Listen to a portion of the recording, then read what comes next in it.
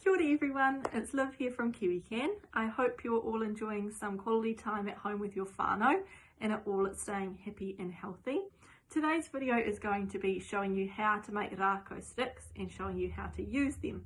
Some resources that you will need to do this activity are some old magazines or newspapers that aren't being used anymore. You will need 2 per person, some sellotape and some scissors to cut the tape, or some rubber bands. You will also need to go and find a buddy who's able to join in with you, because later on we're going to do a bit of an activity that's going to involve you and a buddy coming up with a routine. So pause the video here while you head off to get those resources, and I will see you back here soon. So now that you've gone and got those resources, I'm going to give you a bit of a background about the rākau sticks.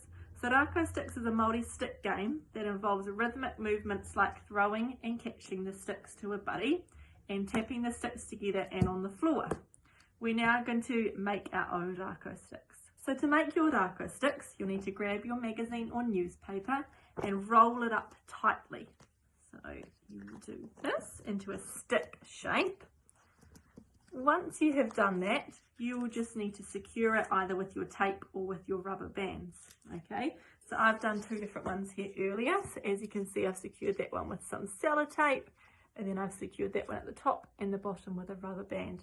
So pause the video here and head on off and make your rākau sticks. You'll need to make 2 per person. So one of our big values in Kiwi Can is respect, and this activity relates to respect and respect for our environment, as we're using magazines and newspapers that we don't use anymore and finding a new purpose for them so that we're reusing them.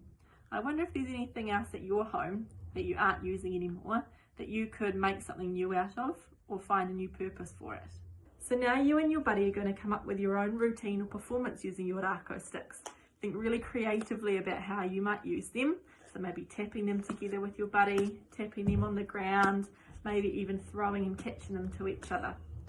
Think about how you're going to show respect to the sticks by using them for the right reason as well, so we wouldn't see them being mistreated or used for the wrong reason. Here is a demonstration of a small routine that me and my buddy came up with to give you some inspiration. You'll have to use lots of collaboration and communication with your buddy and talk really positively with them in order to be successful. 2, 1.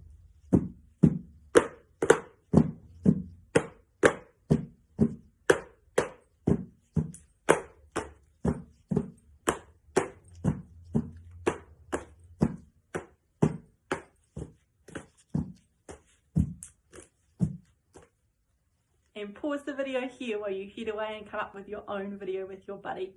You might like some music in the background to help you keep the rhythm. Hopefully you and your buddy were really creative with the ideas and actions that you came up with. Maybe you could perform it to your other whānau members, or maybe you could teach someone else your routine. With a parent or caregiver's permission, you might be able to go on YouTube and search up e papa waiari rākau. This is a common waiata used alongside rākau sticks. See if you and a buddy can follow along and learn this routine to this waiata. You will have to use lots of your perseverance and resilience skills because it is a bit tricky to learn, but I know that if you practice a lot, you'll be able to get it.